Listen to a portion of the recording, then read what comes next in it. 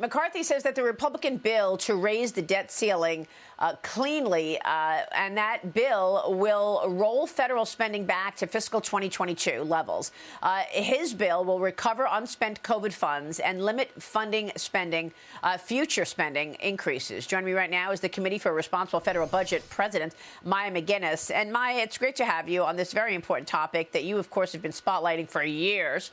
But let me just get your take on what Kevin McCarthy said, that a clean budget and a clean debt ceiling increase will not pass. Do you believe that a clean debt ceiling bill will not pass the House? Because he does want strings attached. The president does not want any strings attached. He wants this clean ceiling to be increased without any promises. Yeah, that's right. Good morning, Maria. And I think the speaker's speech at the New York Stock Exchange yesterday was really good. The part you showed was not my favorite because I'm just so worn out of the us against them, Bart. But where he lay out the framing of how big a debt problem we have, it was really powerful and I thought very compelling. Here's what I think. I think the White House is insisting that they don't have other policies attached to the debt ceiling when they increase it. And increase it we must. We cannot default. And I think that the speaker is right when he says the House isn't passing something when we haven't come up with a package of savings. There's an easy way around this where we are able to pass a package of savings. And what the speaker kind of laid out a framework for yesterday made an awful lot of sense, I thought. And the president can say that's not part of the debt ceiling bill, and the House can say that we are insisting on this in order to lift the debt ceiling. Hopefully they can come to an agreement without a lot of drama. It seems like at this point it may be a fight about semantics about how we lift the debt ceiling, but what they really need to focus on is what savings are they going to generate. The speaker had a plan yesterday that not only would cap some spending, the discretionary spending at 2022 levels and get rid of additional COVID spending, but also add things like work requirements and focus on some things to grow the economy. I think there's a beginning of a deal there. And finally, the discussion is getting started. We have been too quiet and ignoring this topic for too long.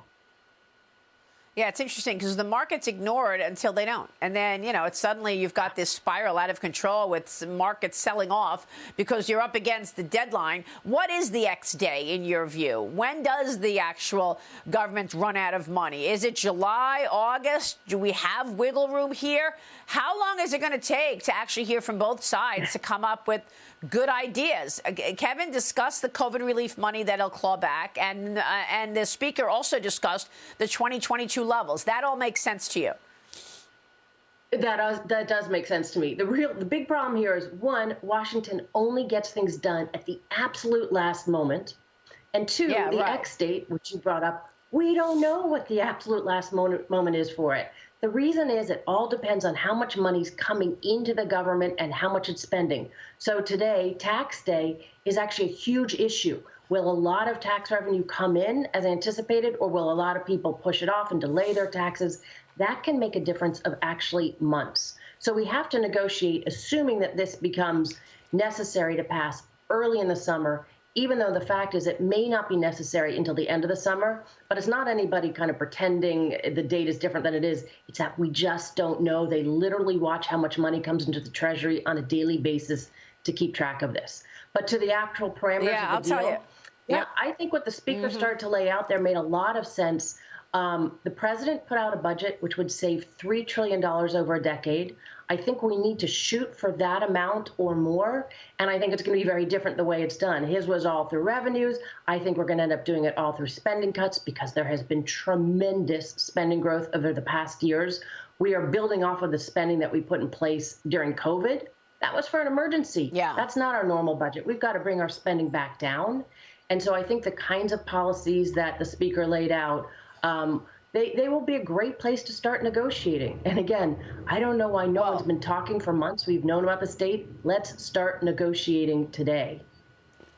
Right. And I think most people understand that, look, they got to start talking and coming together on ideas because we understand the implications of $31+ trillion in debt. And I'm glad you mentioned it's tax day. Everybody has until 11:59 p.m. tonight to get the postage stamp. Two op-eds out in the New York Post this morning. One titled, "This tax day we're paying more than ever before, and yet D.C. still drives up debt." The author writes this: "Taxpayers are racing to submit their 1040s and beat the IRS's Tuesday tax deadline, yet their payments cannot keep pace with Washington's spending spree." The other piece titled, "Investment tax at 86%, Biden's tax plan would kill Wall Street." Maya, these tax ideas from the White House, as Joe Biden is looking under every rock to get revenue. You're talking about taxing investments that you haven't even made money on. I mean, if you buy a stock and that stock is up, you're going to get taxed on that, even though your gains are on paper. What is that going to do to people's enthusiasm to invest? Yeah, let me talk a little bit about this approach to closing our fiscal gap, because the White House and Democrats are very focused on doing this all on the revenue side from what we've seen so far. They're not talking about spending cuts, and nobody's talking about reforming Social Security and Medicare, which you and I have talked about forever. Let's be direct about this. You have to reform these programs. They cannot be ignored. Doing nothing will mean broad, abrupt, across-the-board cuts. So everybody promising not to touch the programs is not actually helping the people who depend on them. But into the investment revenue side, the Democratic approach of saying that we're going to do this all on the revenue side, plus big new spending aspirations, just isn't workable. And this is kind of an example of why. There is money that could be taxed from the higher end of the income spectrum. There are higher taxes one could put on millionaires and billionaires, to quote a number of people who talk about it that way. But there's only so much. And there is a level of taxation where it is so clearly counterproductive and chokes off growth and chokes off investment.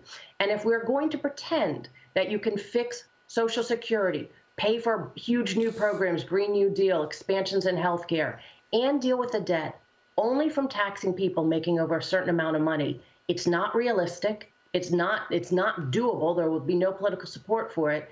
And the kinds of numbers that would result would be huge growth choking off rates. So we need to be honest about all this. There is some revenue you can get, but not nearly enough to create all these aspirations, and it would be very harmful for the economy even to get close to it. Yeah, and not to mention the discouragement that puts into place for somebody who wants to invest in the future. 86% tax rate. I think people will be thinking twice about investing a lot of money for long-term projects if, in fact, they're facing off a 86% tax rate, which is what the New York Post goes through today between all of the taxes that the Biden administration wants to put through. Maya, we're going to be watching this. We so appreciate talking with you about it and your leadership on the subject. Thank you so much. Thank you.